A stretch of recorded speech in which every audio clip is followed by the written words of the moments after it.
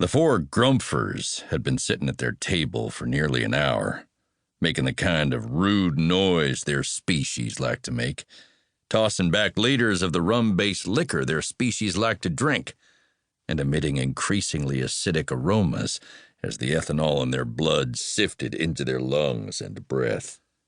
So far, they'd mostly behaved themselves, which for grumphers meant leaving the glassware and condiment bottles unbroken. But I knew it was only a matter of time before something went diagonal.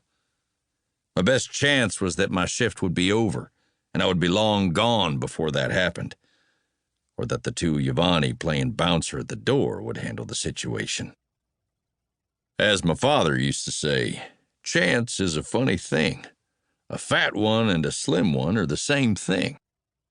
Unfortunately, the way luck was breaking for me these days, my chances here were likely going to run to one or the other. It started almost exactly an hour after they first lumbered in, as if they'd set their watches for the occasion. One of them made the same kind of obnoxious-sounding comment all four had been tossing around the table, but this time someone apparently took offense. 2 seconds and an angry roar later, with a multiple clatter of kicked-back chairs, all four of the big aliens were on their feet. 2 of them glaring across the table at each other, their fists bunched, while the other 2 looked on like they'd been roped in as observers or seconds to the challenge. I looked at the door. The Yavani were watching the standoff closely, but neither was making any move to intervene.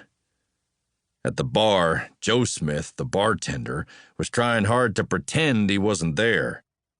Zaylee had disappeared, either done with her shift or else gone to ground in the back room. That left only one person standing between the grumphers and a brawl that could completely wreck the tavern, the waiter who'd spent the last hour serving them. Me. It wasn't my bar. It wasn't my furniture. Ergo, it wasn't my problem. I was glancing around the room, picking a good spot to ride out the coming storm, when one of the standby grumphers pulled an orange-edged card from the aggressor's shirt pocket, waved it in front of the offended party's eyes, and then slapped it down on the table in front of him. Carefully, trying to be as invisible as Joe Smith and the sorry excuses for bouncers, I took a couple of steps forward and craned my neck to look. It was, as I'd already guessed from the orange border, a med warning card. The particular disease label was typical opaque medicalese, but one of the profile icons was all too familiar. A warning against over-serving him with alcohol. A second later, the aggressor snatched the card back from the table and shoved it back into his pocket. But I'd seen enough. Never mind that the law said he was supposed to present that card before he so much as ordered. Never mind that his buddies knew perfectly well what would happen if he drank too much. The crucial point was that I'd served the drinks, and barring a long, leisurely tour through the Commonwealth's legal system, I was the one everyone would blame.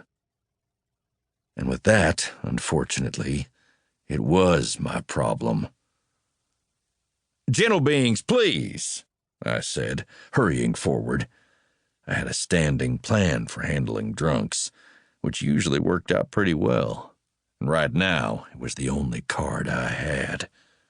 Unfortunately, I'd never used it on even a healthy grumpher, let alone one with a medical condition, and I had no idea whether or not there would be any unpleasant side effects.